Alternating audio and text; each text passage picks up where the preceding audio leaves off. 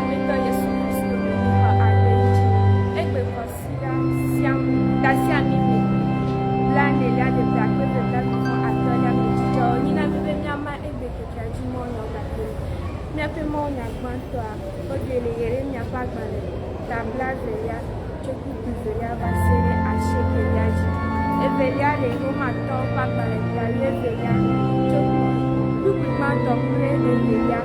Eye miaƒe mɔnyatɔlia le nyanyula abe ale si Mateo ŋlɔ ɖe tawi adelia tso blavevɔ ɖekelia va se blavevɔ adrelia dzi kple nyasisia be kpɔ nyui be nagatsi tre ɖe Aƒetɔ la ƒe tameɖoɖo ŋu o. Kpɔ nyui be nagatsi tre ɖe Aƒetɔ la ƒe tameɖoɖo ŋu o. Míɖɔ toɖoɖo nyuie na mia dometɔ ɖeka ɖe sia ɖe mi na Aƒetɔ Yesu Kristo ƒe xɔ. Amen.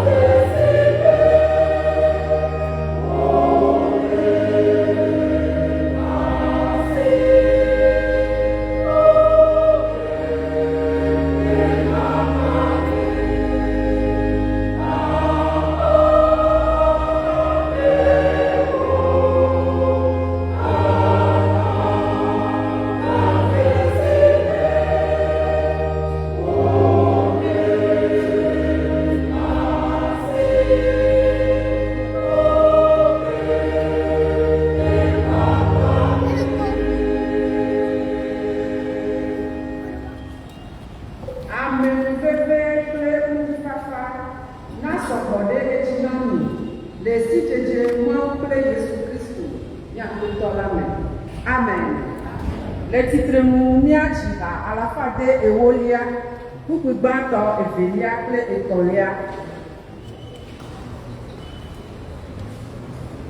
Nienyabe Yesu Noami, Ebenye Glenema, Enoa de Vio Kata, l'abbé Epe Dominion, Yesu Noami, Yesu Noami, Yesu Noami, l'abbé Epe Dominion, ha. À la fin de Ewolia, tout est en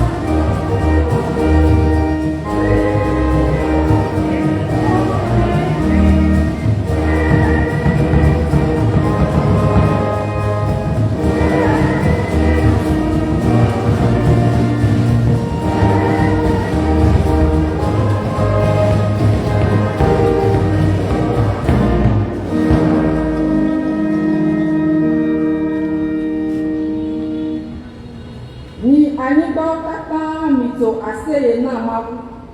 Midira na eƒe ŋkɔ ƒe bubu eye mido kɔkɔe eƒe kafukafu la.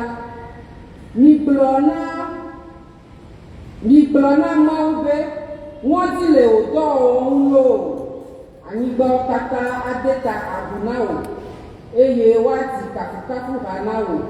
Woadi kafukafu ha na wò ŋkɔ. Amen.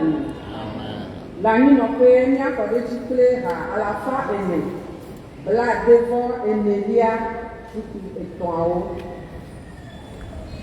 Mada akpe na Mawu ɖaa ye maɖe gbeƒã eƒe nyɔnyɔ. Eƒe amenuveve li ɖaa eye eƒe dɔmenyonyo sɔgbɔ.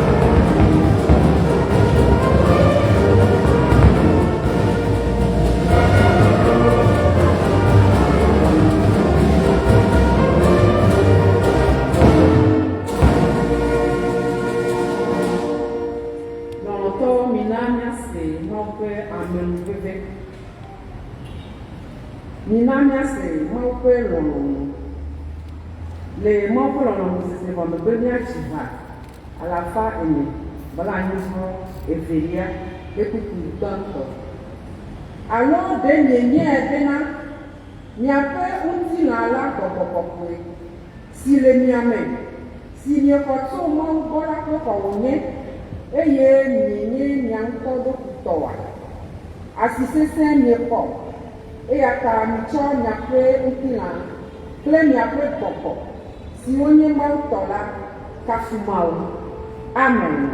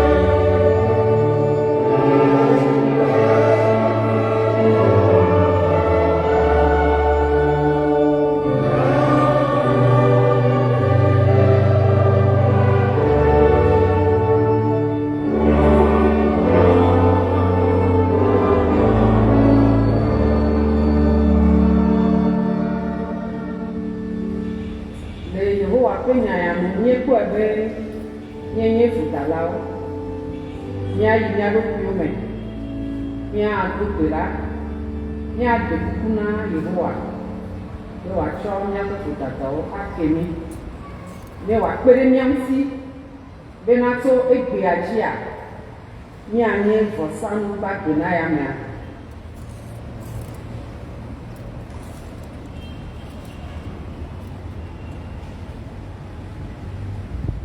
le gbedodoɖa xɔme be míadzi ha le adre vɔ asiekelia ƒe kuku gbãtɔ.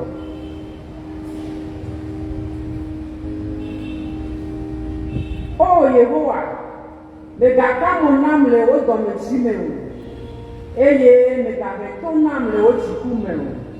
Amen.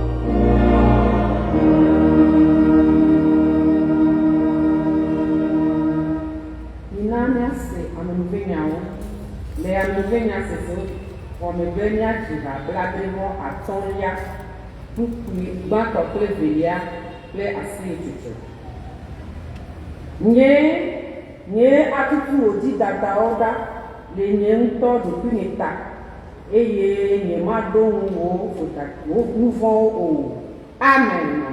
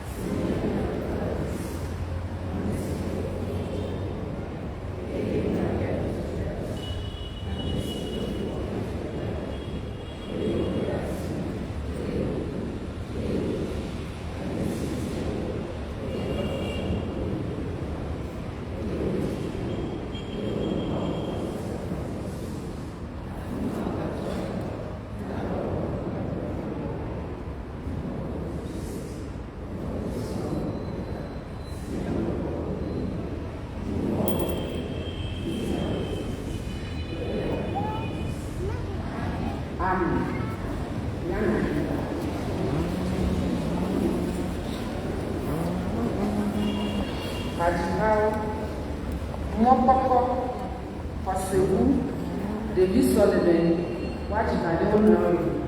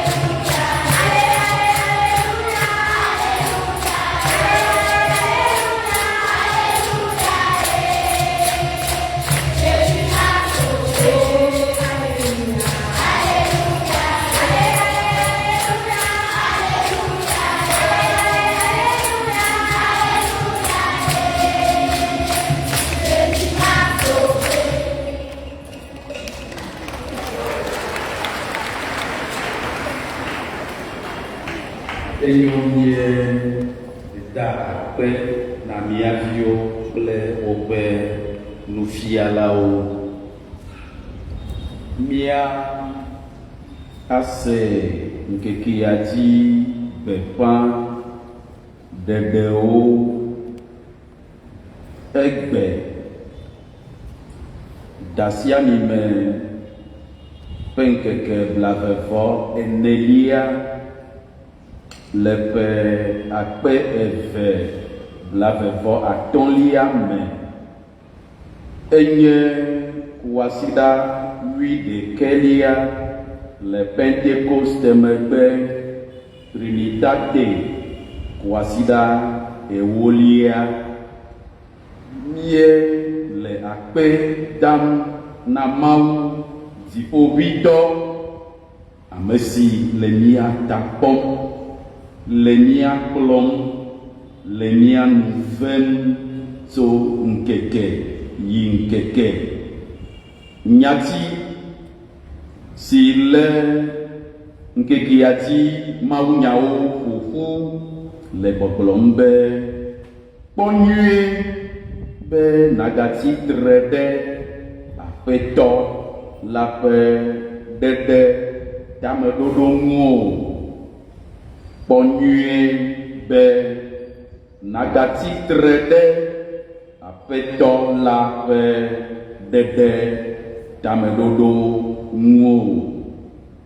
Nyitsɔ wɔasiɖa si va yi, nu siwo míete ŋu ƒoƒu le ega gome de franc akpe alafa ade kotoku bla ade vɔ enyi biedze atɔ̃ kple bie eve kpe ɖe sidi bla atɔ̃ vɔ atɔ̃ ŋuti 668 510 francs et 55 Ghana cedis nye le akpe damna miagometɔ le sia le agbagba dzidzi na wo da gale yayam le mawu na dziƒo nu na mi gadzraƒa ƒuƒaƒe na dzakɔ ɖe miaƒe asinutɔwo katã dzi le Kristo ƒe ŋkɔ me. Amen. Lɔlɔtɔwo etsɔ si va yi mie ekɔ miatɔ hamemegã papa Sodoke kɔdzo Isaac yi dada ɖe eƒe mlɔƒe wòdoea ale gbã míele akpe dam na Mawu ame si nɔ kpli mí le papa Sodoke ƒe eku kɔnuwo ƒe ɖoɖo dzikpɔkpɔ me. Ne míagblɔ nyateƒe ne mía mewoa eye papa Sodoke ƒe ku nya ɖo mía gbɔa eʋuʋu mí sɔgbɔ labe ati gãtɔtɔ eya ye ne nua le nenea eƒe ɖoɖo hã ɖewo ɖi avu ke sese la gake Mawu kpɔe nya Mawu ɖo ŋusẽ mi ale midzɔkura gbe va yi le gbedoxɔ me afi ame yiwo katã va ɖoa miekpɔ eteƒe nu yiwo va eme. Midzɔ fi la tso ŋdi ɖanewo mea mienɔ Morge kple gbedoxɔbɔbɔ eye miexɔ ŋutilã tsɔ yi ɖe blɔk Silotan. Hamemegãwo ƒe amedɔdɔwo nɔ mía nu yi ke va eme le hamea ƒe tanɔƒea nyanyemekpɔe kpɔ ema nye si gbãtɔ le kpɔ eteƒe enye nu yi ke dze eye wòle eteƒe hã akpe na Mawu le eta eye míetrɔ tso fi ma míenɔ ŋutilã kukua ŋuti keke kple va yi ɖo agbɔti me zukpe nyitui gbedoxɔbɔbɔ hamemegãwo wonɔ mía ŋu eye míeɖo zukpea nyanya be zukpe nyitutɔwo woʋu ame vevi aɖe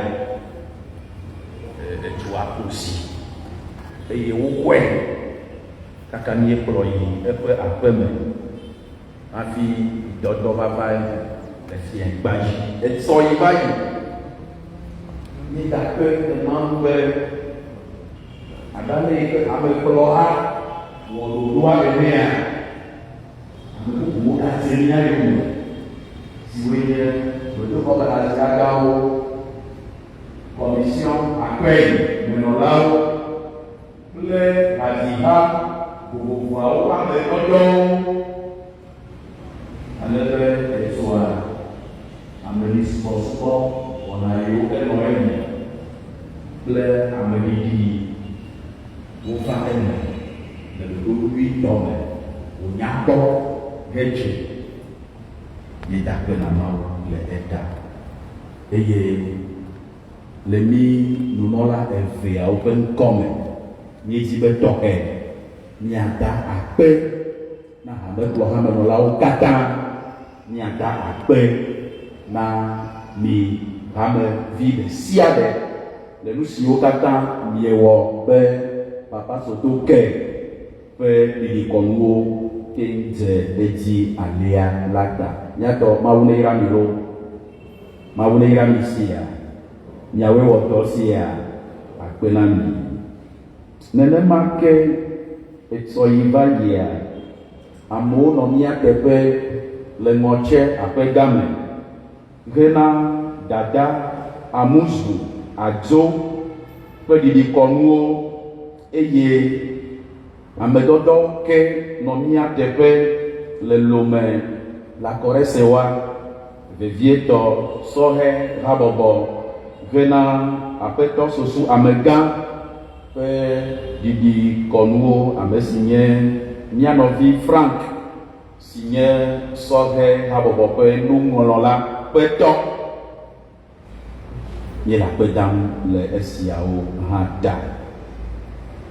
Azɔ abe ale si dzesiawo le eɖem fia nene xoxo egbe eyae nye míaƒe ɖevi sɔleme ƒe azã ale tso subɔsubɔ gbãtɔ me wokpɔ gome le eme wɔntɔwoe kplɔ liturgi xlẽ mawunya eya ke kpɔm míegale le subɔsubɔ sia hã me ale míeto eya me le azã nyui biam na wo kplɔlawo ɖeviawo kple dzilawo siaa azã nyui na mi loo eye míanɔ mia teƒe ade akpe manyagblɔ na ɖevi sɔleme kplɔlawo katã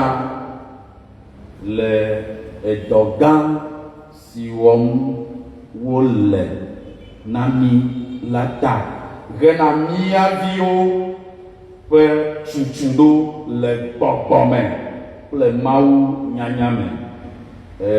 Kplɔlawo mi do va ŋgɔ be le afii ne dzilawo woada dzesi mi ɖe edzi ewu woanya be miawoe belem na yewo viwo. Mi do va ŋgɔ be mía akpɔ mi.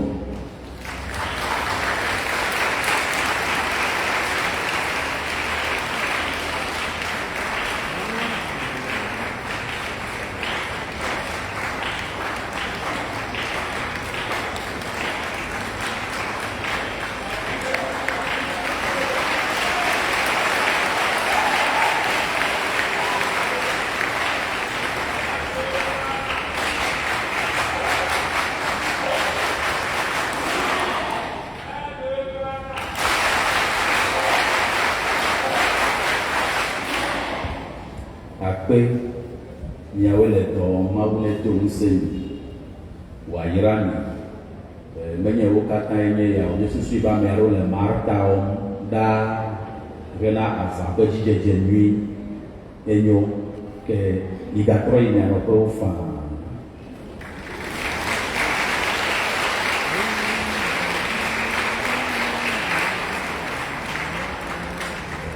Mie susu hã be nye le agbagba dzem be ɖeviawo dometɔ aɖeke manɔ tsaglãla tsam le ekpoa dzi o.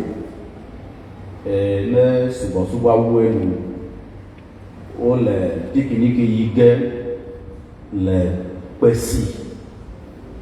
Miebia be Mawu ŋutɔ nanɔ eme kpli wo wòakplɔ wo yi agakplɔ wo agbɔ va dedie. Lɔlɔtɔwo le aƒetɔ la me ne Kristo ɖe mɔ ekema woana aƒetɔa ƒe nuɖuɖu kɔkɔe le hamenɔƒe sia me le nyitsɔ ƒoasiɖa si ne gbɔna ɣletia ƒe ŋkeke 31 dzi. Apostolo Paulo xlɔnu amewo vevie gblɔ be ele be ame nadzro eɖokui me akpɔ nyuie hafi wòava ɖu aboloa ƒe ɖe anonu le kploa nu. Kema míetsɔ nya yawo le mi kristotɔ vɔ mawuwo katã kpem hena dzadzraɖo hena aƒetɔa ƒe ekplɔ ŋuti vava nyitsɔ kuasi ɖa gbe le esia nu. Mía avana ƒemega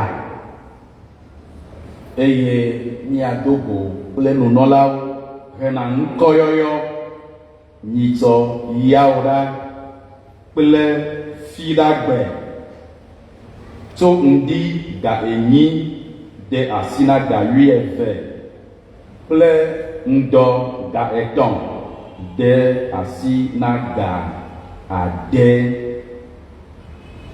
Míaƒe ɖoɖo le kɔasiɖa la me etsɔ dzo ɖa fiẽ tso ga ade kple afã míadzro mawunya me. Míele mia dome ame sia ame kpem ɖe eŋuti. Ku ɖa fiẽ míasrɔ̃ nu míado gbe ɖa tso ga ade kple afã. Míebia be groupe musical anɔ mía ŋuti le ku ɖa fiẽ ƒe wɔna me. To Mawu ƒe amenuveve me eva eme be míete wɔ dodo kpɔ na kelili nusrɔ̃lawo le ɣletia ƒe ŋkeke 15 dzi abe ale si miena mienya ene, eye mía agblɔ le nyakpui me be eye míeto akɔntawo mea wo katã wokpɔ dziɖuɖu vɔa míade dzesi be le ego geɖe mea ɖevia geɖewo ƒe agbenɔnɔ le aƒe mea eɖo fievu kɔa mebɔbɔ na wo nyitsɔ le fia o. Ame yiwo la fa via wofe nyuie. Mie kuku ɖem ne Mawu be eya ŋutɔ nagayi ɖe dua dzi ale be wòanɔ asi trɔm le wo ŋuti tso ŋkeke yi ŋkeke. Ale le ɖoɖoa nu mía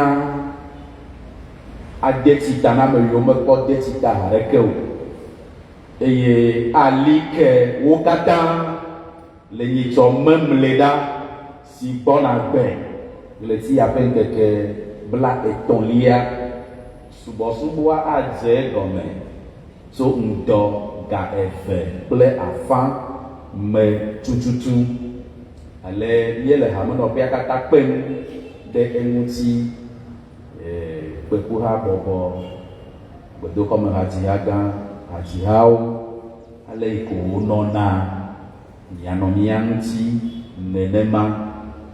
Vɔ confirmatio xɔlawoa woaɖo kpoa dzi le mía gbɔ le bureau ŋdɔ ga ɖeka me tututu, eye míalé ŋku ɖe nanewo ŋuti hafi subɔsubɔ wòava dze egɔme. Eye dzilawo míakpɔ egbɔ nyuie be wo dometɔ aɖeke maɖo nu sagasaga aɖeke ava o. Na ame ɖe do nane va míele contrôle wɔ ge eye enua mele teƒe o koa ela trɔ yi aƒeme ayi dzi nubu aɖo atrɔ gbɔ va hafi míawɔ kɔnua. Nenema ke nye woƒe etagbɔ. Wonelé ŋku ɖe ɖakpakpawo ŋu nyuie. Ame yiwo ɖaƒo ge ɖawɔ gea mianya ɖa yiwo tɔgbe miaƒo kple miawɔ. Nye wɔm ɖe va do ɖe fia nyitsɔ koa ko eɖe fu na mi. Mialé ŋku ɖe ŋuti nyuie le vevie ŋutɔ. Megbe titi manɔ eŋuti o.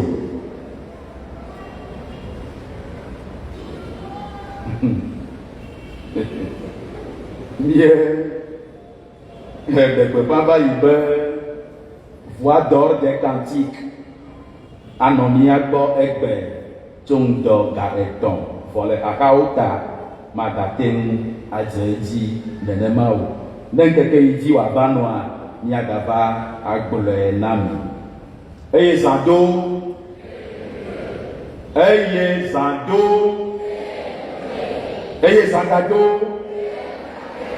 miele fi ma eyi me ekarantane ele dzia d'accord akpe ale ye gaŋku ɖo me be sɔhe habɔbɔ le mía gbɔ afi woƒe ƒe 40 ɖuɖuzãwɔnawo wole edzi yim eye ne Mawu ɖe mɔa ɣleti yi me míadze ƒe ŋkeke 7 si nye kɔasiɖa gbãtɔa ƒe ŋdɔ kpadzi wɔna tɔxɛ aɖe anɔ gbedoxɔ me afi le gbeƒã ɖeɖe woƒe nuwuwu miatsɔ gbe na sɔhe habɔbɔ. Egbeae Biblia habɔbɔwo ƒe gbedzinusɔsrɔ̃ le miaƒe nutome ƒoƒua me le enu wum le tɔtsi gã hamenɔƒe me ɖaa yeda kpe ne Mawu be ekplɔwo le mɔzɔzɔa me eye míeƒe se hã be agakplɔ ame sia me be woaɖo wo nɔƒewo dedie le ŋkekea ƒe nuwuwu la ƒo. Kekeli hadzihawo ƒe ƒuƒoƒo le míaƒe nutome ƒoƒua me woayi woƒe gbedzinusrɔ̃ƒe le kpali me lɔmna va hamenɔƒe me tso ɣleti 9 ƒe ŋkeke 4 de asi na 7. Nenema ke sɔhe habɔbɔwo woƒe ƒuƒoƒo ƒe gbedzinusrɔ̃ƒe anɔ wɔasiɖasi me dzem míele la me tso ɣletia ƒe ŋkeke 28 de asi na 30 le kpali me lɔmna va hamenɔƒe me. Akpe wole yɔyɔ wɔm na ametsitsiwo ame yiwo le ametsitsiwo ƒe habɔbɔa me be le subɔsubɔ sia ƒe nuwuwu teti takpekpe tɔxɛ aɖe anɔ anyi na mi nenema ke wòanye na nyitsɔ wɔasiɖasi ne egbɔna.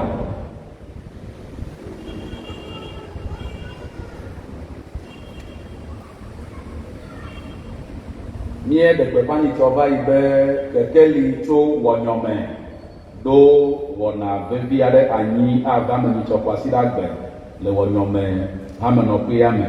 Le ema nu wotsɔ tikewo ɖo ɖa míakpɔ tikeawo le kekeli hadziha gbɔ le míagbɔ afii. Ewɔ abe fifi la tikeawo anɔ akpetɔwo gbɔ. Ɖeka ƒe asi enye 1,000. Ku gbeƒã ɖeɖe míetsɔ vevesese le gbeƒã ɖem aƒenɔ eti ayawavi Esenam ƒe ku nye hamevi subɔna le mía gbɔ afii. Le ɖoɖoa nu ɣleti 9 ƒe ŋkeke 5 si nye fiɖagbe ŋdɔdɔ anɔ gbedoxɔ me afii. Ŋfɔke memle ɖa ɣleti 9 ƒe ŋkeke 10 míawɔ ameɖisubɔsubɔ le gbedoxɔ me afii. Emegbe míakɔ ŋutilã kukua ayi ɖe dami aɖaɖi agatrɔ gbɔ va míedo baba na eku ƒomeawo.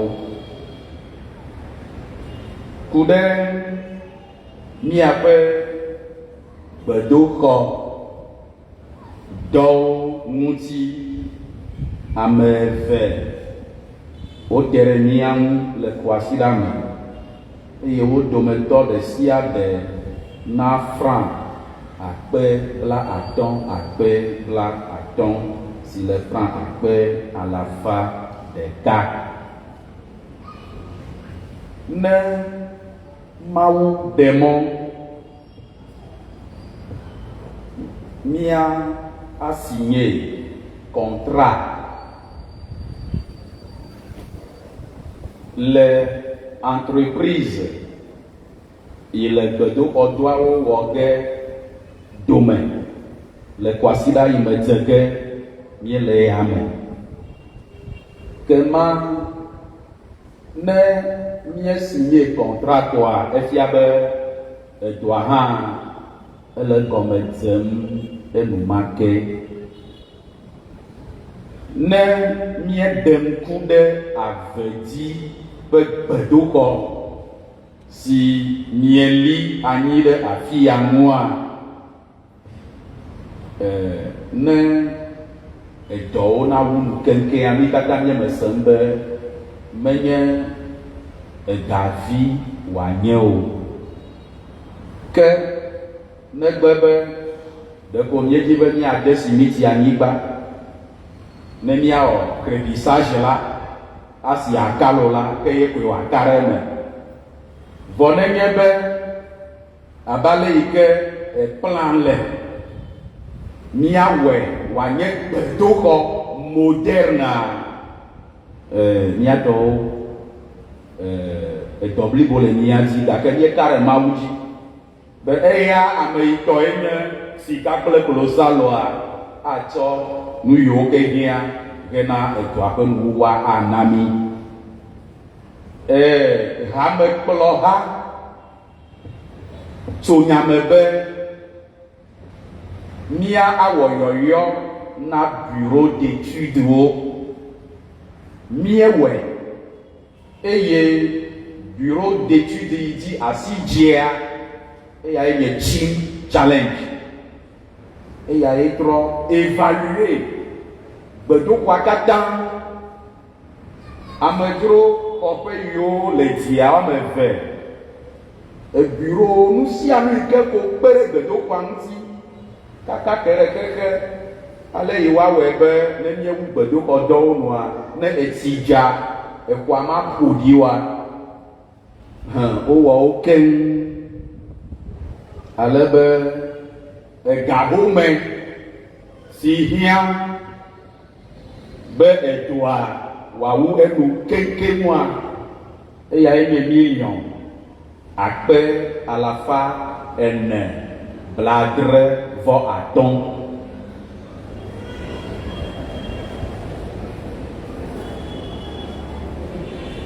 $475 millions avec TTC. Nyateƒe aɖi vɔvɔ na mía gake mi me davɔ miesia mi me davɔ miesia míele wɔ ge le Mawu ƒe ŋkɔ me hena ƒe ŋkɔ ŋuti kɔkɔ. Ale ne míetsɔ egahome ma ɖe le marché publicwo ƒe ɖoɖo nu ɖe womayɔ ame ko ye ko woatsɔ dɔmatɔgbe ade asi nɛ gré à gré o. Il faut un appel d'offre. Eya ta amekplɔha tso nyame be míawɔ appel d'offre national eye míewɔe ɖoɖo yiwo kuna ɖe ŋutia míezɔ ɖe wo ŋuti keŋkeŋ ale be le egbemea société yi ke awɔ dɔa woɖe ɖe go na mí.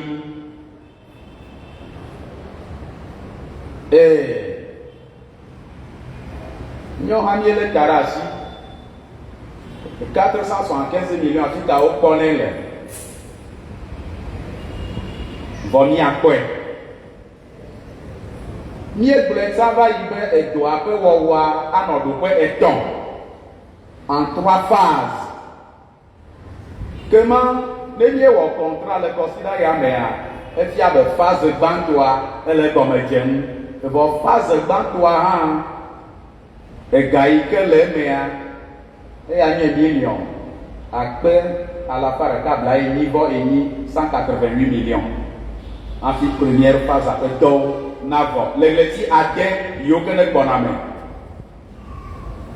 Egboa ne míetso fifia ega yi ke míatsɔ dze dɔa gɔmea eya nye million bla enyi eya míele ya goŋgoŋ ɖe asi.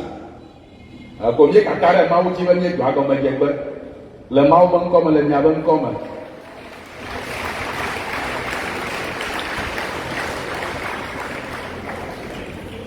Le 475 millions mawo mea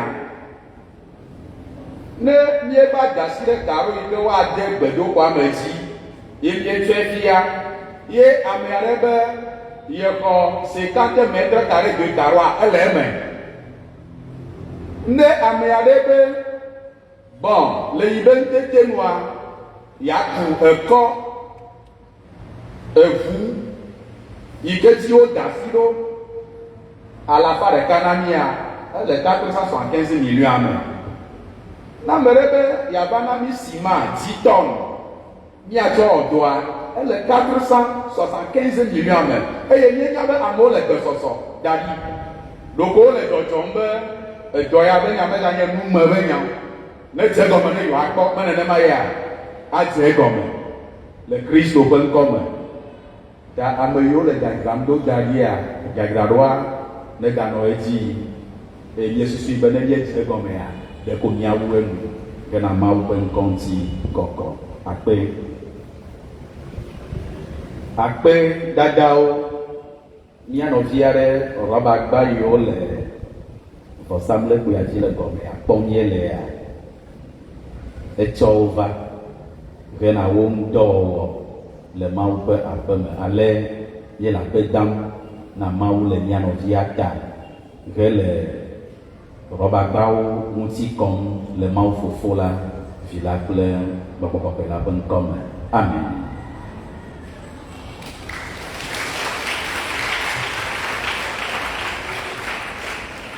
Tema hafi mia akpe dadawo dzi registre dɔra ekpɔtɔ lilo miekpɔa akpe kublenu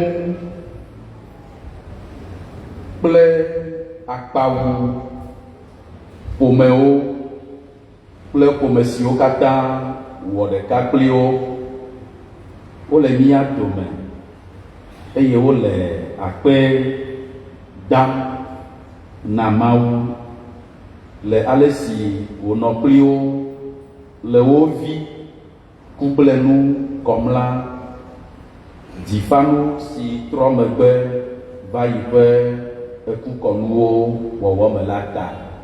Nenema ke wole akpe dam na hamenɔƒea katã. Woƒe akpedanu enye franc akpe 5. Nɔvi aɖe le akpedavɔ sam na Mawu franc akpe 5 kple ha gbãtɔ.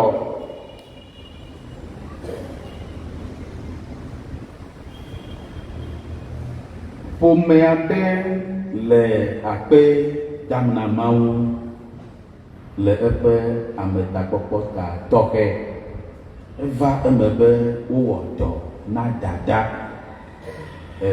Complications ate anɔ nua ŋuti gakea Mawu nɔ eme dɔwɔwɔa edze edzi eye Mawu le mía nɔa ta kpɔm ŋkeke ɖe ŋkeke yome. Nye gbe dom ɖa hã be ne woyi contrôle wa wone ke ɖe ŋuti be enuwo le ɖɔɖɔm ɖo ɣe sia ɣi. Ƒomea ƒe akpedanu enye franc akpe 20. Akpedavɔsa kukuɖeɖe vɔsa franc akpe 5. Hameto aɖe le akpe dam na Mawu le nu yiwo katã wɔm wòle le eƒe agbeme la ta. Akpedanya Salomo 127 ƒe kpukpui gbãtɔ. Akpedanu franc akpe 1. Mía nɔvi aɖe si le dzrowo ɖe le akpe dam na Mawu le eƒe dɔme nyonyo ta. Akpedanya Salomo 127 ƒe kpukpui gbãtɔ menyawo ke akpedanu enye franc akpe 100,000 franc. Ewoliawo franc akpe 5 kple franc akpe 4. Gbedoxɔ zã gbalẽ kotokuti megbe franc akpe 1,500. Nuŋeŋe zã gbalẽ kotokuti megbe franc akpe 1,500. Mina miawɔ ɖeka miado gbe ɖa.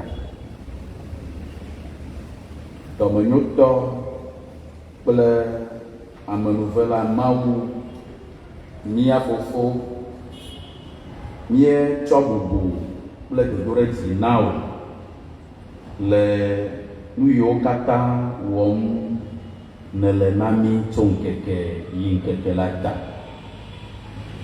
Aƒetɔ enɔ eme kple mi le ku kɔnu yiwo miewɔ le kɔasiɖanuwuwa me la me. Akpe be nekplɔ mi dedie le mɔzɔnyawo me. Wo dɔlawo do ɖe ŋkuwo me le susu vovovowo ta. Mietsɔ vɔsanu siawo le asiwo me dem be naxɔ wo ale be woƒe veveliléle nava gbɔ o. Akpe be le mio dɔme na mi alea le Kristo Yesu ƒe ŋkɔ me. Amen.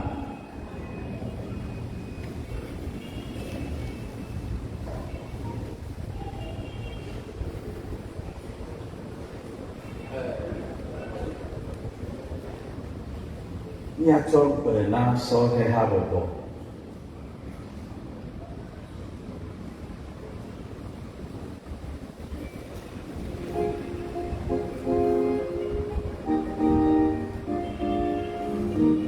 Woƒe gbegblẽ me zã ekplɔ mia nɔvi hazila ɖeka ge ɖe mia dome yia. Woe zɔ loo.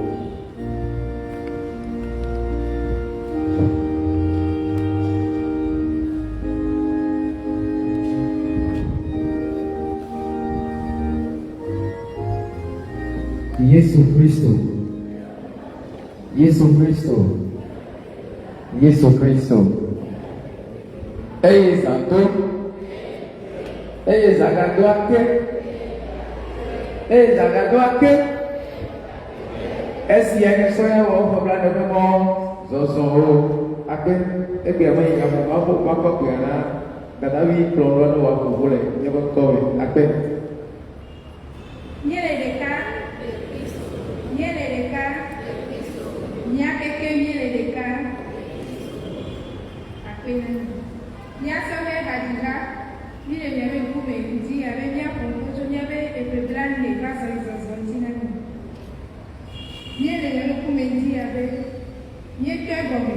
Le 6 juillet,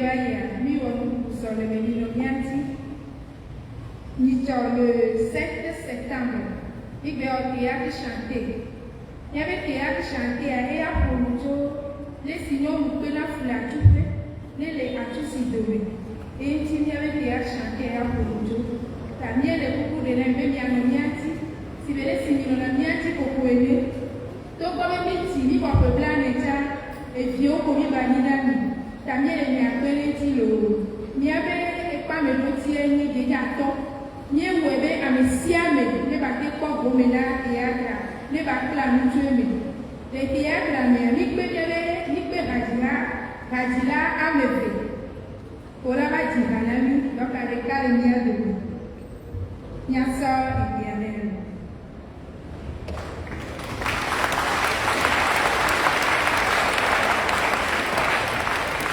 Yesu Kristo, Yesu Kristo, Yesu Kristo.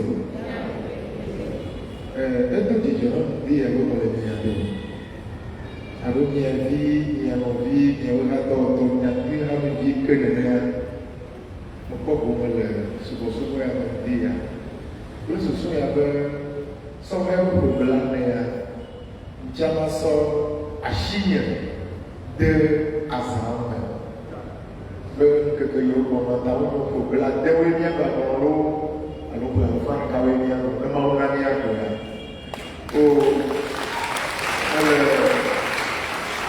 dɔyɔwɔ ɖe miaƒe ŋutɔ ɖe sia ɖe le 7 septembre miava se nu yiwo ya me théâtre kafi miaƒe hadzidziwo ale yi mawo kpe ɖe mia ŋuti ɖo na mi nyafɔkpewo mísɔ yina mia ɖokuiwo le gbɔgbɔ kple ŋutinɔme sia.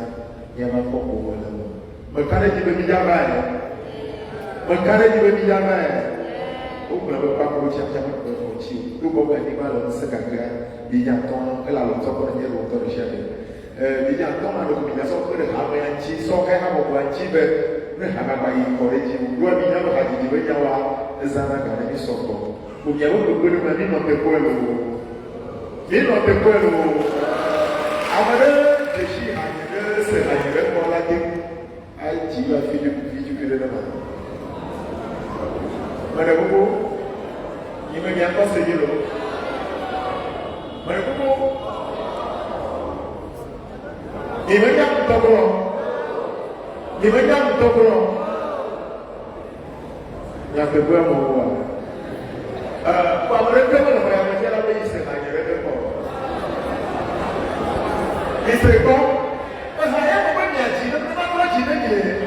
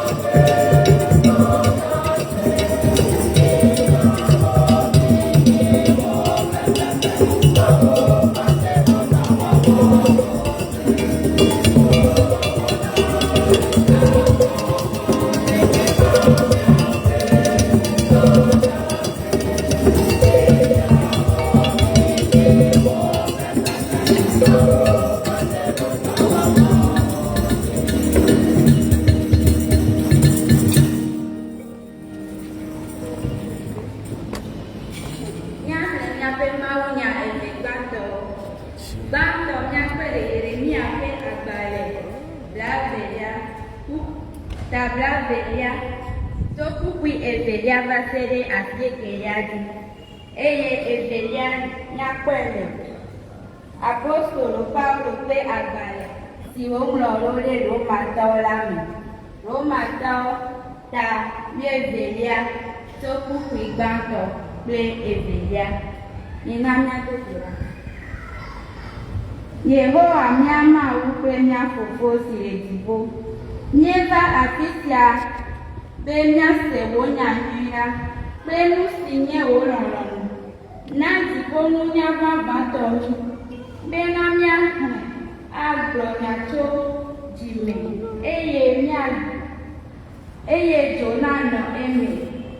Ʋã míaƒe dziwo be míase wò nya la kple toɖoɖo axɔe ɖe míaƒe dziwo me eye wòatse ku nyui le Kristo ƒe ŋkɔ me. Amen.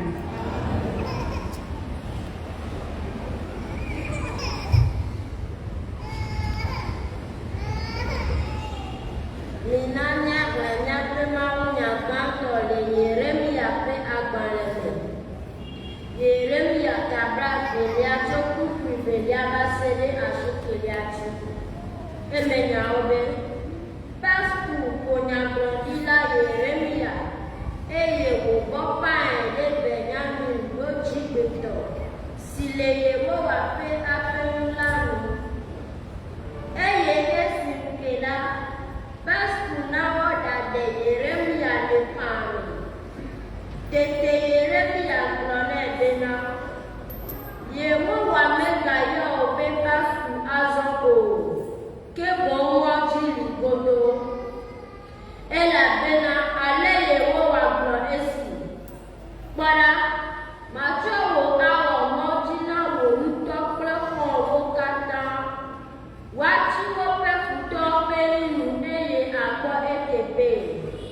Matsɔ Yuda blibo la ade asi na Babel fia, aɖe aboyo wo ayi Babel, eye woawu wo kple yi, eye matsɔ du sia ƒe nu siwo katã woɖu ɖo, eƒe nukpɔkpɔwo katã kple nuveviwo katã, kpakple Yuda fia ƒe kesinɔnuwo katã ade asi na woƒe futɔwo, eye woahawo ahatsɔ wo ayi Babel, ke woaɖe aboyo wò Pasku kple aƒewòmetɔwo katã, eye miakple xɔ̃wo siwo katã le ka aʋatso gblɔnya ɖi na la, miayi Babel aku woaɖi ɖe afi ma. Yehowa eƒo nya ɖe nunye eye melɔ̃ le ƒoe ɖe nunye. Elém sesẽ eye legbe le dzinye, mezu alɔme le nukeke blibo la, eye wo katã wole ƒoyem. Elabena ne mebe maƒo ƒoe sia yi la, ele be manɔ ɣli dom eye manɔ gbogbo dom nuvɔ̃ɖiwɔwɔ kple nutasesẽ, elabena Yehowa ƒe nya zu du kple vlododo nam keke blibo la. Eye ne mebe maɖe kuku ɖa le edzi eye magaƒo nu le eƒe gɔme o la, enɔa nye dzime abe dzobibi nue woɖu ɖo ɖe nye ŋkuwo me ene. Etsɔtsɔ sia kɔ nam eye wogblɔ Amen.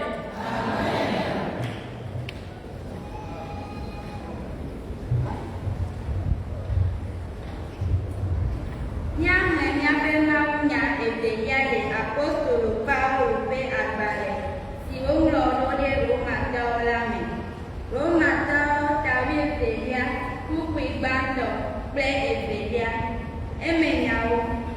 Azɔ mexlɔ̃ nu mi nɔviwo to Mawu ƒe dɔmetɔtrɔ me bena miatsɔ miaƒe ŋutilãwo awɔ vɔsasa gbagbe si ŋuti kɔ si dze Mawu ŋu. Esiae nye miaƒe Mawu subɔsubɔ gbɔgbɔmetɔ, eye migana miaƒe anyinɔnɔ na aɖuxexe sia me o, hafi miakpɔ miaƒe nɔnɔme to miaƒe gamesusu ƒe yeyewɔwɔ me boŋ, be ne miatso nu si nye Mawu ƒe lɔlɔ̃nu si nyo eye wòdze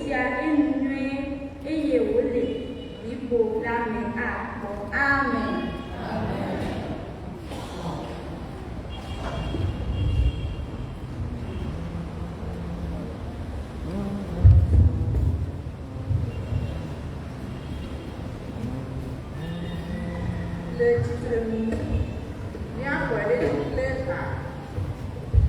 alafa atɔ̃ wi asiekɛlia bubu gbãtɔ evelia kple enelia atitsoga kɔkɔe la ko nye atsyɔ̃ɖoɖoe ame si ŋuti wole la etsɔnɛ kple dzidzɔ ha alafa atɔ̃ kple wi asiekɛlia míatsi le tsitre nu.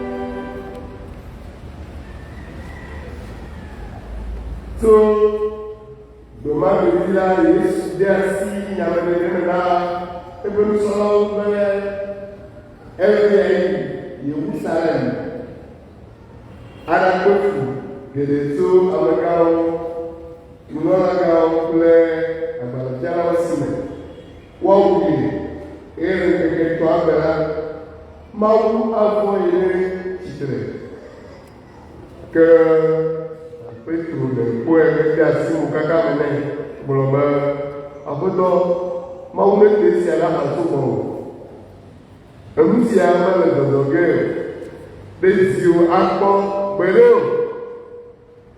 Yesu trɔ gblɔ na Petro be dze na va yi Satana enye mɔƒelu na wò elabe nu siwo le vevie na wò la womedze Mawu tɔ dzi o ke boŋ amegbetɔ tɔwoe azɔ Yesu gblɔ na eƒe nusrɔ̃lawo be ne ame aɖe di be yeanɔ yonyeme la nekpe nu le eya ŋutɔ ɖokui gbɔ netsɔe be ati tsoga eye wòanɔ yonyeme elabe ame sia ame si be yeaɖe ye ŋutɔ ƒe yeƒe agbe la abui ke ame sia ame si abu eƒe agbe le tanye la akɔe ne eya me blibo la zu ame aɖe tɔ eye wòbu eƒe agbe le vi ɖeka wòkpɔ alo nane yi si ame atsɔ aɖɔli eƒe agbea amegbetɔ vi la le baba ge le toa ƒe nuɖikɔkɔe me kple dɔlawo eye wòaxe ƒe na ame sia ame ɖe agbe si ƒomevi wònɔ la nu. Amen. Lɔlɔtɔwo le míaƒe Tɔ Yesu Kristo me. Enyati ke ne Mawu nya etɔ ƒoƒoe nye kpɔ nyuie be nagati te ɖe Aƒetɔ la ƒe ɖeɖe tameɖoɖo ŋu o. Le Mawu nya yi ke le nyanyua mea Yesu enɔ nu ƒom na eƒe nusrɔ̃lawo eye ƒuƒoƒoa enye tɔkɔsi ɖe aɖe Mawu nya ƒe ti míaɖo ŋkɔe dzi be Petro ʋu Yesu me eye Yesu ɖe amewo be meka amewo gblɔ na be ye bɔ ha wogblɔ nya vovovowo yiwo mele teƒe o eye Yesu ŋutɔ va bia wo be nyawo gbɔ ɖe ame gakpɔm nye ŋutɔ me nye hele bia gbɔ ame sia ame zi Petro ɖeka koe gblɔ be wònye Kristo Mawu ƒe agbe la be Yesu gblɔ nɛ be menye ŋutilã kple ʋu ɖe fia o vɔayi ƒoƒo yi ke le dziƒo nuto mea eya yi ɖe womekpɔ to le Kaesarea Filipia haɖe o fi ma ko wogale Yesu trɔ ɖe wo ŋuti azɔ eye wòle wo dzram ɖo ɖe li yi ke wòle ƒoƒu ge eye wòakpe fu hafi aƒu eye wòava tsitre tso ameƒoƒo dome eya Petro mede wɔ eya ekɔkɔ wi eye eya abe ame yi ke kpɔ ɖe eɖokui be yi wu Yesu ene ekpɔ ɖe eɖokui be yenye nusrɔ̃lawo ƒe nyanuɖela eɖe kpɔe ye wòdze mokaka ɖe be magblɔ ya eku ka nàƒo nenye ŋusia menye be nàƒo ɖomi enye menɔ fi ma ya o alo ye nenɔ gbɔgblɔ ne no ne gblɔ yeatɔ aƒutɔ nu ne aƒo ya ne sia dɔ ne ne be adzɔ ne dzioa manya ko wɔm nɔ ege ame be ya gbɔgblɔ Yesu trɔ ɖe ŋuti gblɔ ne be Satana ye ɖo me o gaƒoƒo ya me esi ne ʋu menye moa Satana di be yawɔ ŋuti wòdɔ nazu eƒe nyanuɖela eya ta yi megbe nyi nya ya wosese le eke Yesu gblɔ ne nenema le nyasiwo ke Yesu Petro gblɔ va yi moa eɖo la gblɔ ne nu yi ta enye be Yesu ƒe ƒukpekpe kple eƒe kua enye dedetɔa ƒe teƒe kɔkɔtɔ ele Mawu ƒe ɖoɖo me be Kristo na ku Yesu na ku ɖe amegbetɔ ƒe nu vɔ ta bena xexea me nate va kpɔ ɖeɖe ke be ame yi ke la tsɔ nyenye ɖo ŋgɔ ame yi ke la tsɔ agbetɔ ƒe susu aɖe tsɔ ɖo ŋgɔ axe mɔ na nu ya la Satana eto di be yaxe mɔ na dedetɔa ƒe baba ele na Yesu be wòaɖe gblɔ be Satana ge ɖe Petro me be yeate ŋu axe mɔ na nene be ta wòɖe gblɔ nɛ. Vɔ na ame aɖe medi be Satana neɖo ye o. Nu yi wòawɔ nye be wòagbe nu le eye tɔ ɖokui gbɔ. Eye wòatɔ eƒe atitoga eye wòadze Yesu Kristo yome. Leke wogbe na nu le ame ɖokui gbɔe. Nugbegbe le ame ɖokui gbɔe gɔme nye be wò ŋutɔ nu yiwo ke doa dzidzɔ nɔ, nu yiwo ke bibia nɔ, nu yiwo ke xlẽna mɔ nɔ be natsɔ ɖokuiwo na Kristo be nya keke me netrɔ yea, natsɔ ɖokuiwo ana Kristo be nya le numɔwo ƒe mɔ xexi aɖeke ma nɔ anyi me. Ada asi le ɖokuiwo ŋuti keke me wòawɔ ŋutidɔ blibo. Eya nana be wò nyenye ayi to ye Kristo ƒe nyenye asu asiwo ye wòaɖu dzi le me. Wo hã gblɔ abe Paulo ne be mele agbe va meganye nye le agbe, ke boŋ Kristo ye le agbe le mene. Nu si ƒe agbe le mene keke ame bia nye Mawu si lɔm ye wòtrɔ eɖokui da ɖe kanya eƒe agbe ye me le. Kpɔɖeŋu ya mi kpɔ le Yeremia gbɔ. Yeremia enye nyagblɔɖila eye ɖekakpui wònye eye woyɔe be ne nyagblɔɖila dɔ eye enɔ nu ƒom le dutoƒo fi ke trɔ̃subɔlawo le. Enɔ nu ƒom le gbedoxɔ me hã fi ke wòsusu be Kristotɔwo ame yiwo xɔ Mawu sia anɔ nu le. Nunɔla aɖe nɔ anyi le va yi me be Pastor nunɔla ya ega di be yeanyi nyagblɔɖila abe Yeremia ene. Vɔ Mawu menɛ o. Vɔ Yeremia ƒe nyateƒe yiwo ke kplɔm wònɔna la egbe na dɔme na Pastor le nu yiwo ke nɔ dzɔdzɔm le gbedoxɔ me. Meka ɖe ŋu be Mawu ƒe aƒe me oa, Yeremia ƒe nya yi be ne gblɔ nyateƒea eye Yeremia nɔ nyateƒea gblɔm a Pastor ya ena be wolé Yeremia eye woléa woƒu Yeremia eke nye nyagblɔɖila zi bla ene 40 yewoƒui eye woƒui vɔa wotse tɔ de gaxɔ me eye eyi ya ɖewo megbea woɖe dogo le gaxɔ ya me. Ame yi trɔ ɖokui na aƒetɔa ya elo nyateƒea eye nyateƒea wɔ be ekpe fu ɖe Kristo ta eye wodi gaxɔ me hã va ɖe ɖo ye wògblɔ nya dzi ɖe Pastor ŋuti be ŋkɔ yi ke le sia Pastor la egɔme nye be fi yi ke dedinɔnɔ le sécurité elabena enye police du temple ame yiwo ke kpɔna gbedoxɔa dzia le va yina ƒe aƒetɔwo gama me.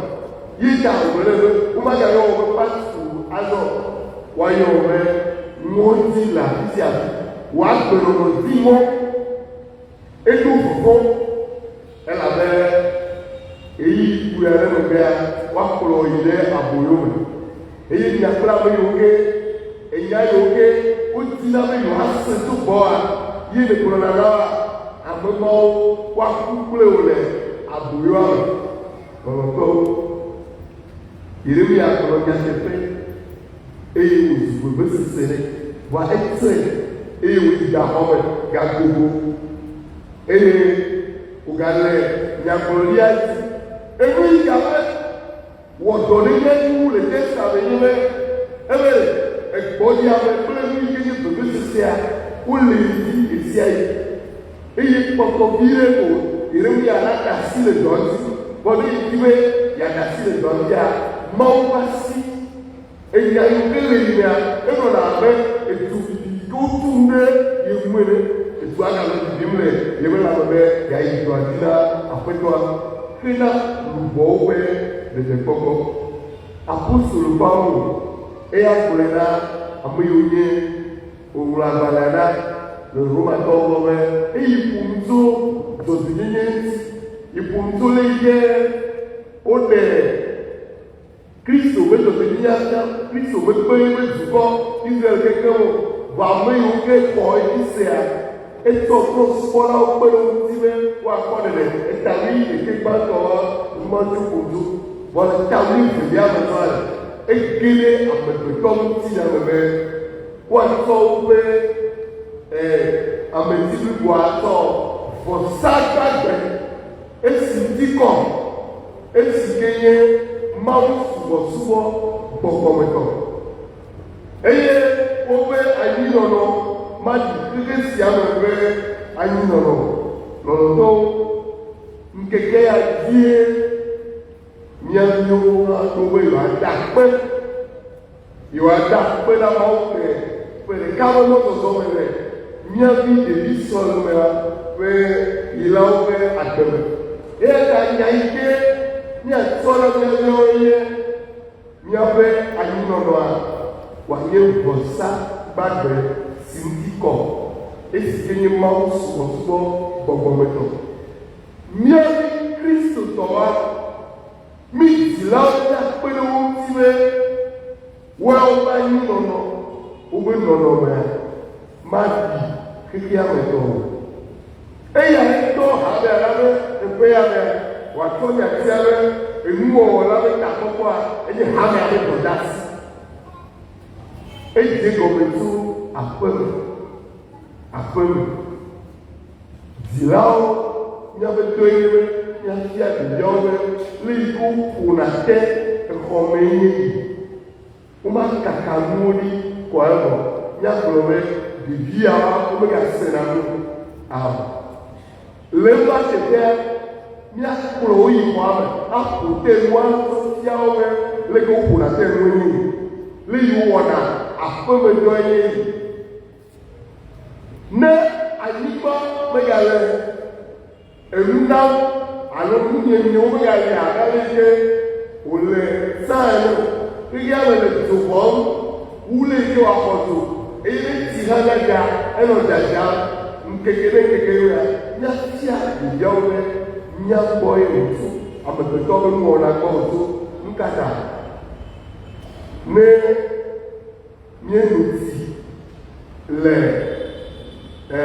aŋe me aŋe nye fiɔta rɔba ɖe miatsoe da ɖe egbeɖiɖɔwo be teƒe yi ke wodanɛ ɖɔ ale be amewo na va kɔ gbeɖiɖɔ atɔtɔ wɔne mi asi aŋe ma da ɖi ye eke kɔ ɖe dzia eɖo anyigba me eye eke bi ɖe ƒe ŋuti wɔne ti da etia magade yi tome abe ale si ke wòla yi tome no aŋe rɔba exɔ etia eye etia megale do anyigba le ƒuƒum bebebe enumawo nya fia ɖevia be aŋe rɔba la miade ɖe fi ke dana gbeɖiɖɔwo kema miaƒe dɔdasi nye be miahe ɖeviawo be aʋakɔ gã nyagriwo yoa woatɔ gbelele na enuwɔwɔ la keŋkeŋ abale yi ke nye ene miaviwoawo yina suku eye no yi sukua wove yi dena dzobɔ ɖe aŋe rɔba me va dzobɔa exɔ dzo eye ne le aŋe rɔba me nene la aŋe rɔba ƒe enu yiwo ke wotɔ wɔa edena ɖe dzobɔa me eye wonuna ne ati gbe ŋua na ɖevia ne dzeme ke wòle aƒe me eye wòdze be dzedzobɔnua malɔ ne dzi ɖe nɔba alo aŋe rɔba me atsɔ be tsɔ agba ŋutɔtɔ na ɖevia be ne dze dzobɔa ne me keba ela nɔ srɔ̃ be aƒe yɛ la nɔ gbedzi yɛ la nɔ yadze mawu kema miaviwo mise me na mi be yadzidzɔ aŋe rɔba dzobɔ dzedze ɖe me le aƒeme kple sukutɔ la miazɔ mise nya me na ma mise me na ma enu yi ke ganyina ye be eɖe kukuli nye woƒlena ayimɔlu aɖe rɔba me elabe mie le didi gãgã ɔsa ayimɔlu aɖe rɔba me nusa ayimɔlu aɖe rɔba me mebɔlu ayimɔlu axɔ dzo vɔ wo aʋu yi dɔ be woatsɔ gati alo asi atsɔ fi o wodubu ne rɔba ame nenema sugbó ne hã maa me alo nye la ne na de na wa ɔnɔ rɔba kuro ne ke rɔba fi wo wɛ lɛ kple fi wo to wɛ ege da yi mɔnu awo yi di ya no wu egbe yɛ yi ta tɔ lele ma ya ta na no le nya lɛ kabakaba nya zɔ ɛma wɔ keba de liwo ne nya fila yi wɔn wɔ mi tɔ agba na si la agba tɔtɔ ne ka kpɛ wo na nyɔ le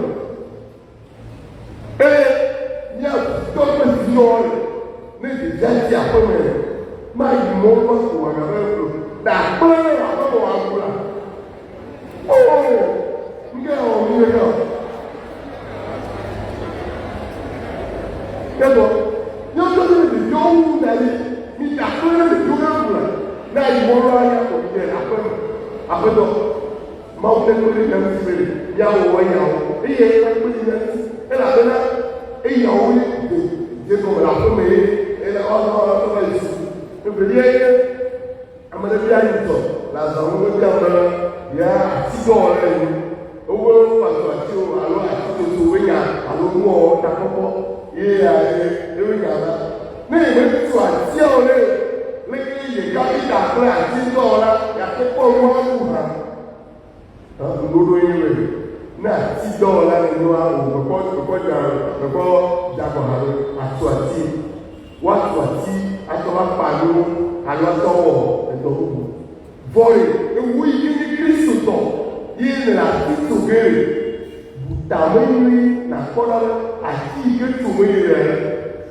meka eku atia da ɖi eye wo etu atia me ɖa na nyame yi ke do la do ame ne tɔkple eyi ke etu ati gama mea na ame ne na va tia ame ɖe hã ate va to ɖeka wɔ akɔkɔ ame tɔ zɔ gama mi le mu wɔ atakɔ nya fia mia ɖo be woawɔ ka woatu ati woalé bi na flawa yiwo ke le ɖe la ƒe me mia ɖo gbea ame megale le ame nɔm na wo ne gbɛ le na ame ke la na wo ga ne ga ne ke ka le asiwa ɖevia le ŋuti anɔ ŋuti anɔ ɔba ame ne wa ne tɔ ka ne wa ne nɔ do yi ma ga kpɔ ko la awo mia na ame ne nɔ ɖevia ne de ʋu ame ŋuti eye ne de ʋu ame ŋutia enu yi ke ƒo xlã ne la ate va ne ʋu ŋuti eya ye nye miabe dɔdasi egbe yi ke miafia miawo emi yiwo ke nye angre lolo yi ke mawu wɔ ɖe medogo ka ŋutɔ nye yi bena wɔ ŋgɔ gbɔ megawɔ keke ɖeka ɖe le wo enyɔnu aɖe gblɔ be le eti yiwo ke nume nye le ewo hã menyo afi aɖewa fɔransi ɖewa womedzi tso amekuku ƒe ƒe gbɔ womedzi tso sasio de sanso gbɔ ale be ame aɖe ku tsi koa ekpɔ be ami yi ke nye esansa ele tsia me nɔvia tite ye wogblɔ be wobe yiwo ne ƒle adzeme ne le yasimea edi be ame sia me di be aƒle adzeme yi ke kɔ gblogblogbloa be asɔla ƒo ɖe si vɔ yi ke kɔ gblogblogbloa atike ta si gblogblogblo nyuie fifia eyi ke kɔ eye eɖewo le mea ne gati ne aƒle wɔ yɔ alo ne gati ne aƒle ne gati ne aƒle fifia ame ɖewo nya le ɖe ta wote na atike ye wokɔ gblogblo ta wova tsɔ na eha gbɔ atɔ mɔ blewu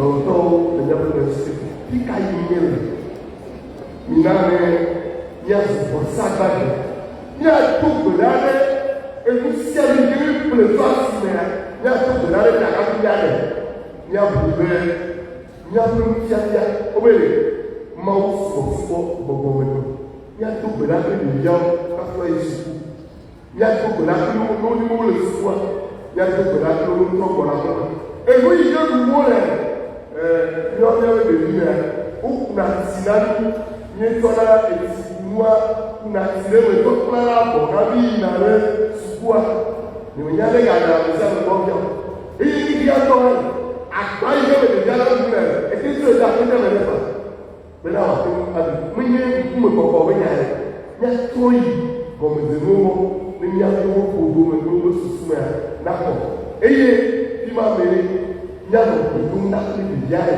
la ko mɛ eye wa te ne zu vɔ saga mɛ esi ne ti kɔ mawu na bɛ nya mo bɛ nya tɔ kɔ gɔmɛdze wa nya tɔ ko o gba kɔ eye le ŋuti la me kɔkɔ ne bia alɛ ne mɔ bɛ nya te te mo mawu bɛ yina mi wa bɛ nya mo bɛ ebe nya to bɛ keke yi ko nyi la wa na nya zu te te nyi azu keke yi la fi sɛ ti ke nya to ɛdi la Yesu Kristo do kɔ amen.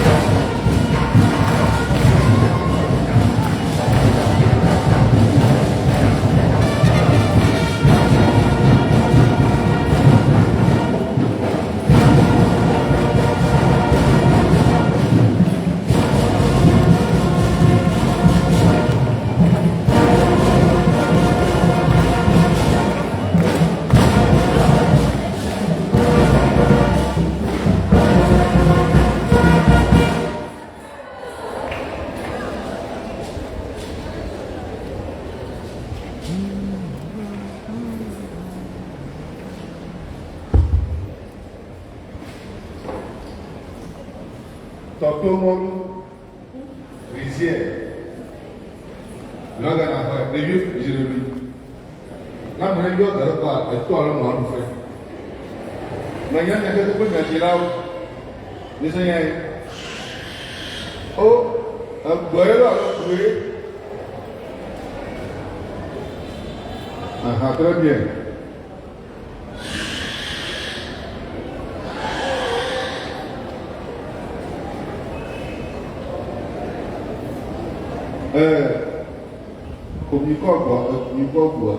Il y a des vieux boys qui ont lolo. Un boy. Alors, un taux de un boy. Le bouton. Un boy.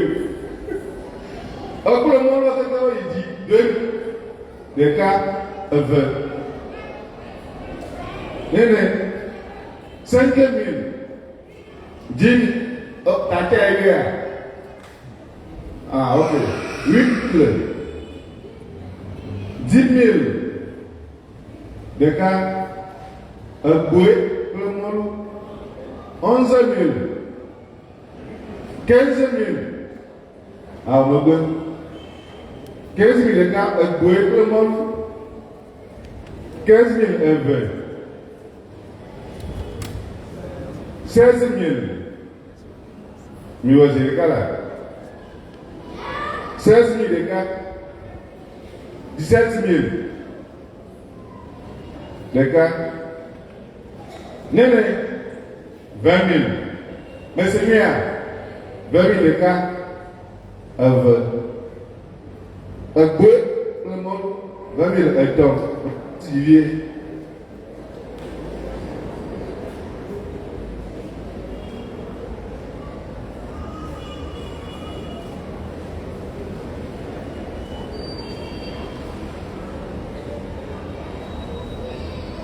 Avant tout, il y a un temps de renouveler.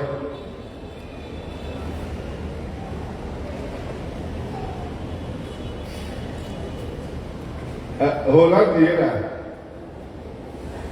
Néné, 5 000. Oh. 5 000 et 4. 5 000. 8 000. 10 000. Il y a quand même moi, je vais voir la terre au moins. 10 000 et 4. Un temps.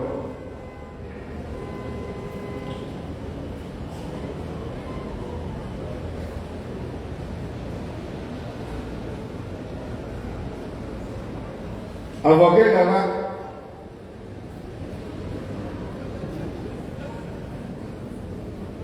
Et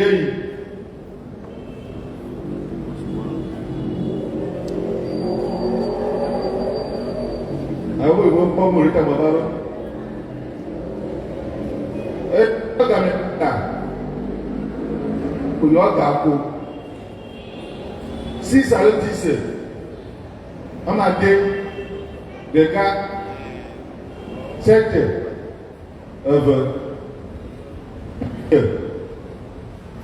des cas 8 8 Marcos Libye.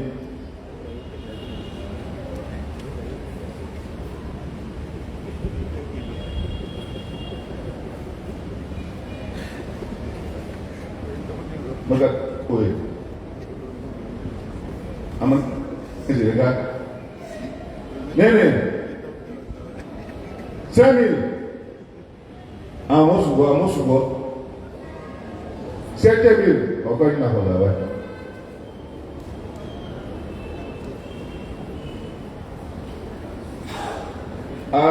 Avant lui.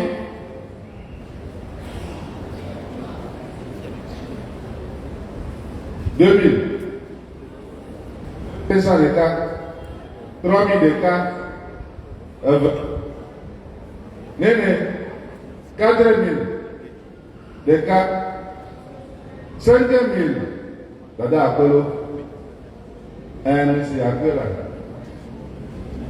5 000 des cas, sẹ́ni ẹ̀fẹ̀ sẹ́sà jẹ́jì bàkẹ́rẹ́ kọ́nyà hàn mọ̀lẹ́pẹ̀sẹ̀ tọ̀ ní ẹ̀hún yẹn lè ní ẹ̀mú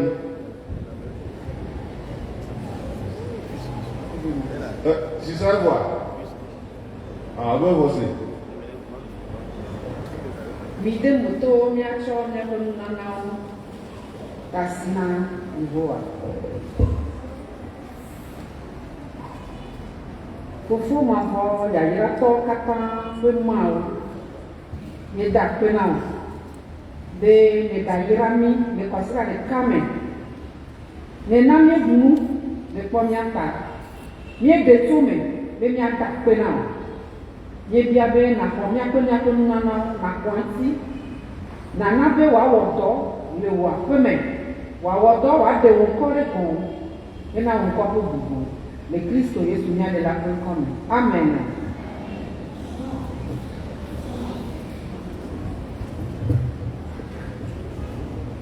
Mina mia do gbe ɖa eye hafi mia do gbe ɖa mia dzi ha alɔfane blanyiwɔ ɖekelia vi ɖeka wònye na ame be ɣe me katã na zu etɔ ɣe me katã na zu etɔ be wòabu eƒe luʋɔ maha kpukpu gbãtɔ kple etɔ̃lia eye mia dzi.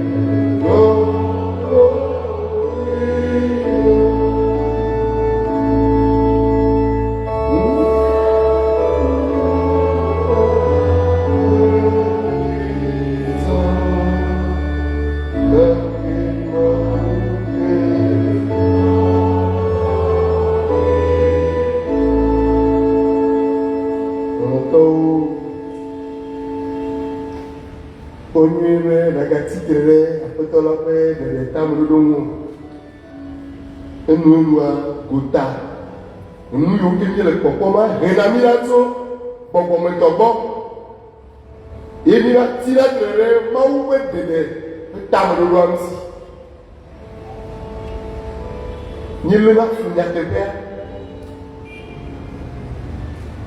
vɔ aƒetɔa le gbedom na mí egbe be abali ke Yesu gblɔe na Petro ene be amegbetɔwo tɔe wòale susu la Mawu ya ƒe ɖoɖoe nye be maku eye mafɔ ɖe tsitre. Esesẽ na Petro wa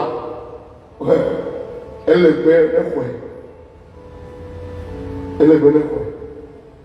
gbededetɔ aɖe va nu yi sesẽ na ŋuti la ele bɔbɔe na Mawu fie xɔsetɔwo dena le ya.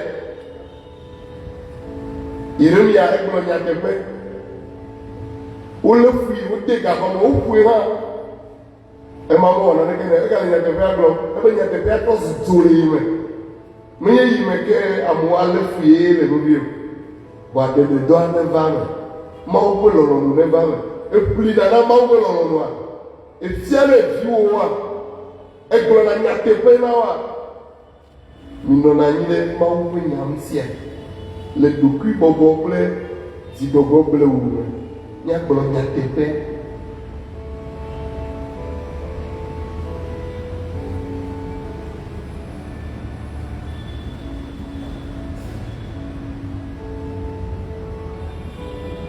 Ike kutanu amefufuluwenu olea edzo adinani bɔma wole nyayɔm be nyanyi keke viviwo nyamawo kple nya fofo akpena wo ɖe keke sia ta keke yi dzie megblɔ na mi be nyakpɔ nyuie be nyagatsitre ɖe aƒetɔ la ƒe ɖeɖe tameɖoɖo ŋua keke ya dzie ɖevi sɔ le me le akpedame efia be mi dzilawo miakpe ɖe mia viwo ŋuti woanya dɔdasi yi ke le wo sia le toɖoɖo wo Mawu ƒe nyateƒe la me le detɔ le me na ame keme me le nyateƒe la gbɔgblɔ kple titiɖedzi le nyateƒea me etɔ asi edzi na mi be ne miakpɔ nuwɔwɔa ta xexea me kple menɔlawo eta mi ɖeviwo gbɔ wòatso elabe megblɔ na ame le gɔmedzea be ne ŋlɔ abɔa me ne wòakpɔ edzi fifia be megale abɔa me ŋlɔm o ɖemi le abɔa kakam míegbe abɔa dome gege yina be eti le mia lé eti megale dzadzam hã ne ɖeɖa wa dza edzana kakakakaka gbɔna me nyewo ŋutɔ gbɔ wòtso. Ne nye nutia, ni me da ɖe gbeludi ɖɔ nu me. Ni tu atiwo keŋ Yehowa, de mɔ be miatrɔ dzi o. Eyi ke mi gbe nu le mɔ ƒe gbe ƒe nyateƒe gbɔa, yeta nu yi miawɔ le gota hã, mi meganyɛ azɔ. Mi le kuku ɖem na wo azɔ be, trɔ mi va nyateƒea gbɔ. Ne miati ɖe dzi, miaviwo ebe vinonuwo kple ɖeviwo be nume yi kɔ kafukafu ɖo wobe nufialawo le asi me le suku hã kple le sɔleme katã nufiala yawoa tsɔ dziƒo nunya na wo be woatsɔ lɔlɔ titutɔ ana ɖeviawo ne miati ɖe dzi ɖe mɔ be mi dzilawoa nagafia mi dɔdeasi ne le yi miafia nu miaviawo eye woazu me ɖeka ko ƒe tameɖowɔla akpena wo ɖe kɔsi ɖe yi me mieto ata enɔ tɔxɛ na hameviwo katã tɔxɛ na hadzihawo de agbe yeye miame na de dzo miame hadziƒeawo woazu nusrɔ̃ƒe na mi woazu Mawu nyamedzroƒe kple fi ke miadi ha yiwo ke me miaƒe agbenɔnɔ kpe ɖe wa atsɔ ɖe gbeƒã wo ŋkɔ ame yiwo dze dɔa dagbe le wo ŋuti ame yiwo ke le xaxa ɖe mea do wo ŋuti vavava si ɖe wo gbɔ. Miaƒe gbedoxɔ nya ele asi me nyateƒe ƒe nyavavawo nye be ne Yehowa metu xɔa dzodzro etu lɔ le agbagba dze dasi dɔa me kple mi eye wɔe kple mi hã bena ne ame yiwo ke be kpɔ se nɔa nyawɔ be miate ɖe dɔa ŋuti ase me Mawu ne miatsɔ de bubu ɖeka ko ƒe ŋkɔ agbetɔ be nyenye kple nugɔmesese na yi to agbetɔ be susu ɖeɖe kple be nukpoli ƒoƒo na yi to ɖe Kristo ko na ɖo fia ne miakafu miaviwo gale dzadzram ɖo adze sukua gɔme le yiwo ke gbɔna me sukunu ƒleƒleawo wole asiwo me kpɔ nublanui na mi naxɔ na mi ŋkeke nyuiwo katã wo dɔlawo ɖo be yewoaɖu wole ŋgɔ gbɔna tsrawo ɖo keke na wo mia subɔla nyuitɔwo akpe na wo ɖe sia ta Togo dukɔ kple eƒe kplɔlawo le asiwo me dza woame veve wo nublanuikpɔkpɔ ƒe tsi ɖe mia dzi ne mianɔ kafu wo nu tso fifia ɖe se ɖe mavɔmavɔ me le mia ɖe la ne miaƒe avule la Yesu Kristo ƒe ŋkɔ me ye míebia wo sia katã. Amen. mi katã míanɔ tsitre nu ado míaƒe tɔ ƒe gbe ɖa agblɔ bena míaƒo ƒo si ƒo wɔwo ŋutɔ si na woawɔ le mla anyi ɖe dzi si wa ne sɔ le dziƒo na míaƒe nu sia su míaƒe gbe tsɔ míaƒe nuwɔwo ƒo si wa ne si wɔ míetsɔ gbe la ne si le aƒo míati la gbe ne ƒo eye míetsɔ wɔ ƒe asi.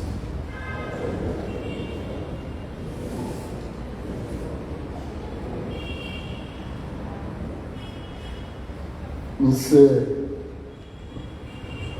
nukɔlɔmenya eye mi xɔ Mawu ƒe yayra kpɔ nyuie be negati tsitre ɖe Aƒetɔ la ƒe ɖeɖe tamenɔnɔ ŋu kpɔ nyuie be negati tsitre ɖe Aƒetɔ la ƒe ɖeɖe ƒe tamenɔnɔ ŋu.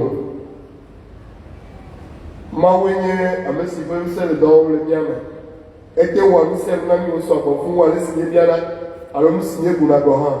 Ŋuti kɔkɔe nya ne nye amatɔ le habe la me le Kristo Yesu me to dzidzimewo katã dzi tso mavɔ me yi ɖe mavɔ me.